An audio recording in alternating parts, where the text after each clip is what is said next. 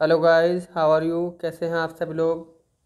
मैं गौरव ठाकुर अपने channel one topic पढ़ने पर आप सभी का बहुत बहुत स्वागत करता हूं।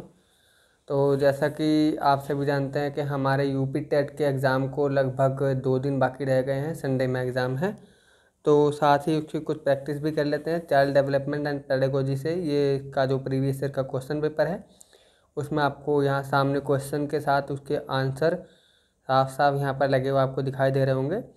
फिर भी मैं इसको एक बार रिपीट करता हूँ, बोलता हूँ। अगर आप इसको पूरी तरीके से देखना और समझना चाहते हैं, इसमें लगभग मैं आपके सामने 30 से 50 तक के जो क्वेश्चन हैं वो लगभग सबसे ज़्यादा पेपर में पूछे जाने वाले प्रश्न हैं। अगर आप भी ये जानना चाहते हैं कि वो प्रश्न क्या हैं, कैसे हैं, किस तरह के प्रश्न आते हैं, पूछे जाते हैं, उनका एक तरीके से अनुमान अनुसार क्या आंसर लगाना पड़ता है, तो इस वीडियो को स्किप बिल्कुल भी ना करें, एंड तक पूरा देखें, तभी आपको इसके सभी क्वेश्चन जो हैं वो समझ में आएंगे। तो चलिए समय को वेस्ट ना करते हुए हम अपनी वीडियो को शुरू करते हैं। तो पहला क्वेश्चन है, वो कहता है यदि बालक की वास्तविक आयु 13 वर्ष हो और मानसिक आयु 14 वर्ष हो तो बुद्धि लब्धि क्या होगी, यानी जिसका IQ होगा वो क्या होगा। इसमें सही आंसर है 107/39 और साइड में आपको इसका फॉर्मूला भी दिखाई दे रहा होगा, MA/CA/100। ठीक है, इस तरीके से आप इसको निकाल भी सकते हैं। अगला क्वेश्चन है, सीखने का क्लासिकल कंडीशनिंग सिद्धांत प्रतिपादित किया था, किसने किया था? पावलोव ने किया था। इसका सही आंसर है पावलोव।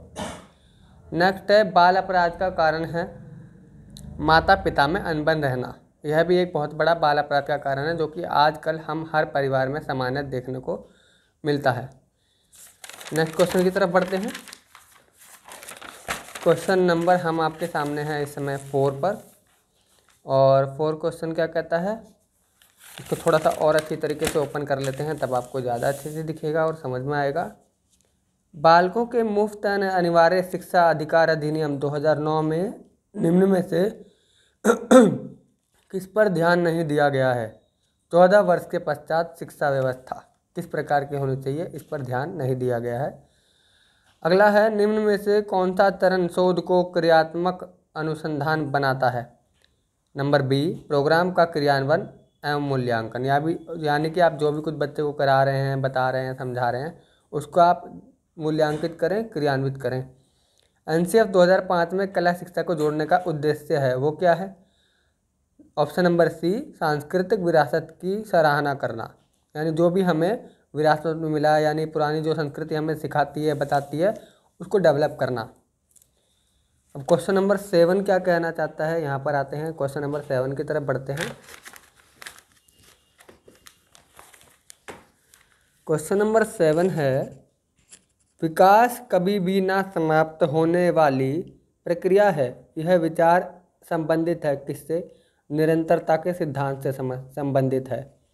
निम्नलिखित में से कौन सा बुद्धि का घटक नहीं है? व्यावसायिक रुचियाँ। निम्नलिखित में से बालक को कौन सी प्रक्रिया मनोज्ञात्मक नहीं है? सोचना। व्यक्तित्व को मापने के लिए 16 PF प्रश्नावली किसने दी थी? RB कैटल ने दी थी। क्वेश्चन नंबर 11, निम्नलिखित में से कौन सी विशेषता प्रतिभावान शिक्षार्थी की है? यदि कक्षा की गतिविधियां अधिक चुनौतीपूर्ण नहीं होती हैं तो वह कम प्रेरित अनुभव करता है और ऊब जाता है। यानी उसमें जिसका इंटरेस्ट नहीं आ रहा तो उस चीज़ को कहता है कि इसको मैं यही स्किप कर दूँ, इससे तो बेहतर मैं खुद ही जानता हूँ या समझ पा रहा हूँ। अगले पेज पर बढ़ते हैं। क्वेश्चन नंबर 12 पर 12 क्या कह रहा है? क्वेश्चन नंबर 12 पर हम आते हैं।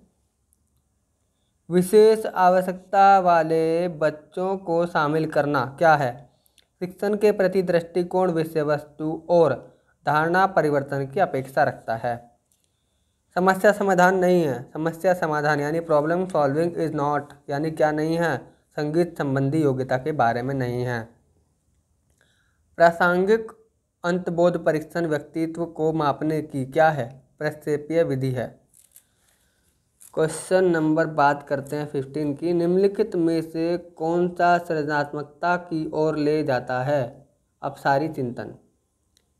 बाल केंद्रित शिक्षण विधि का अर्थ है बच्चों की अभिव्यक्ति और उनकी सक्रिय भागीदारी को महत्व देना, यानी जो भी आप पढ़ा रहे हैं, बता रहे हैं, समझा रहे हैं, वह बच्चों से ही जोड़ें। रैबिन प्रोग्रेसिव मैट्रिसेस का प्रयोग डैश के मापन के लिए किया जाता है, बुद्धि। वाइगोत्स्की के अनुसार बालक सीखते हैं वयस्कों और समवयस्कों के साथ परस्पर क्रिया से। क्वेश्चन नंबर 18 है,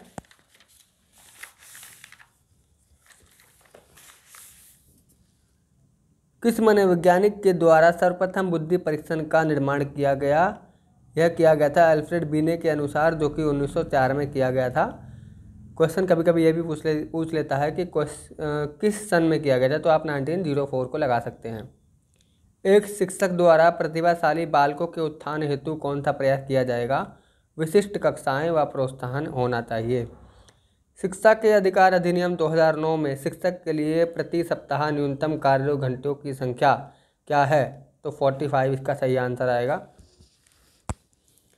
एक विद्यालय के प्रधानाचार्य द्वारा विद्यार्थियों की विभिन्न संवेगात्मक समस्याओं के कारणों को पहचानने व उन्हें दूर करने हेतु कौन सा अनुसंधान किया जाता है? क्रियात्मक अनुसंधान किया जाता है। नेक्स्ट क्वेश्चन है क्वेश्चन नंबर 23, निम्नलिखित में से कौन सा सिद्धांत परिणामों द्वारा सीखने से संबंधित है? क्रिया प्रसूत अनुबंधन का जो सिद्धांत है वह परिणामों द्वारा सीखने पर विश्वास रखता है। जब हम वर्तमान स्कीमा का प्रयोग बाहरी जगत के विश्लेषण हेतु करते हैं तब उसे कहा जाता है आत्मसात्मीकरण। निम्नलिखित में से कौन सी प्रक्षेपीय परीक्षण की विशेषता नहीं है? वस्तुनिष्ठ व्याख्या। अल्बर्ट बंडूरा के अनुसार निरीक्षणात्मक अधिगम हेतु 4 परिस्थितियां आवश्यक हैं। इन परिस्थितियों का सही क्रम क्या है? सबसे पहले अवधान, फिर धारणा, फिर पुनरुत्पादन और अनुप्रेरणा। यदि आप इंग्लिश मीडियम से हैं तो यहाँ पर आएगा attention, retention, reproduction and motivation. Question number 27 की बात करते हैं हम लोग।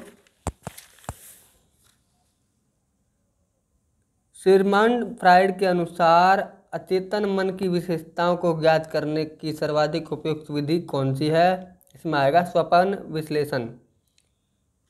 ADHD का अर्थ क्या है? ध्यान विकार वाले बालक, यानी कि children with disorder of attention.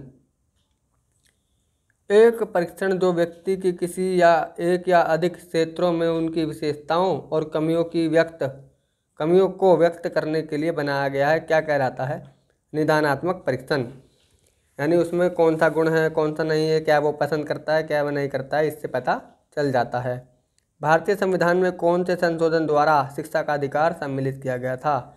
86वां संशोधन, इसके द्वारा भारतीय संविधान में संशोधन द्वारा शिक्षा का अधिकार सम्मिलित किया गया था। तो आज के लिए इतना ही। अगर आप इसके और भी पार्ट्स देखना चाहते हैं तो चैनल को लाइक, शेयर एंड सब्सक्राइब करना ना भूलें। Thank you so much. Have a nice day everyone. All the best for your exam.